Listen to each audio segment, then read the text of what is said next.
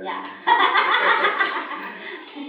And very soon she will be contesting election. Amen. Amen. Amen. Here, not in this store, here. Yes, of We will course. put your husband here and keep him here. Amen. Abi, Pastor, we will bring him here. Why will you take our best? We will bring him here. Amen. I will then go to Israel. I have done enough. You guys should continue. Pastor has come to tell me there are new feet. Maybe I'm going with him, maybe. Wow. Maybe I'm going with Pastor so that you guys can continue the work here. Amen. Amen. Work is done. Amen. Amen. Work is done, yes. Amen. So I can go now. Pwede na daw siyang malakaw. I can go now. No. No! Pastor, new work, plenty of new work. Daghan daw trabaho nun. Daghan pa tayo. Yesterday I was trying to count all the countries he's supervising. Kay kung atwa lang ibuhon ang mga nasod, pinakalan pa nga naay mo supervise.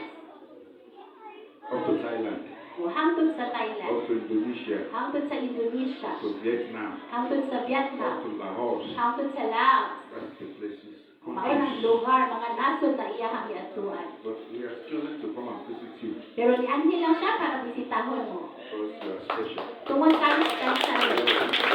Special maayo mga katawhan. I told you, now RCCG, we were when Rajola they keep visiting us.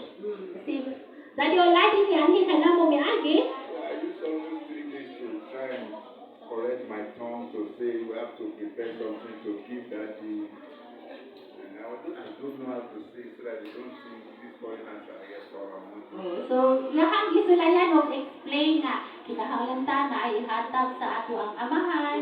Prepare small envelope. So, nag-anda niyo og ginagmay. And as we wanted to stretch our hand to give daddy.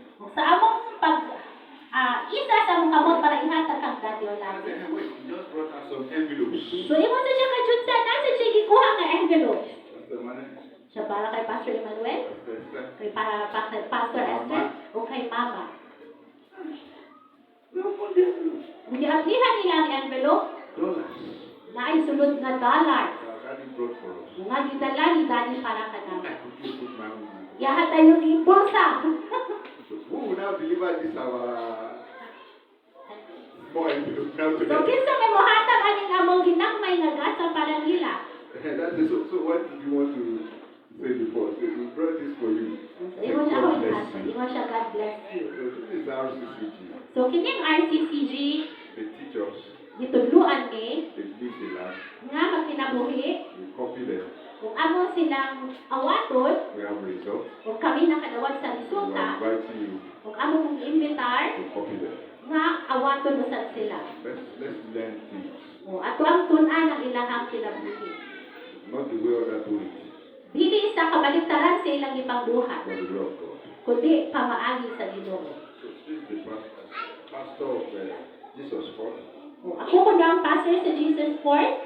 Pastor Andrew brought your promotion letter as area pastor. So I said, no, she's going away. Keep your letter. So now that you are not going because of I'm sure he will give your letter to you before very soon.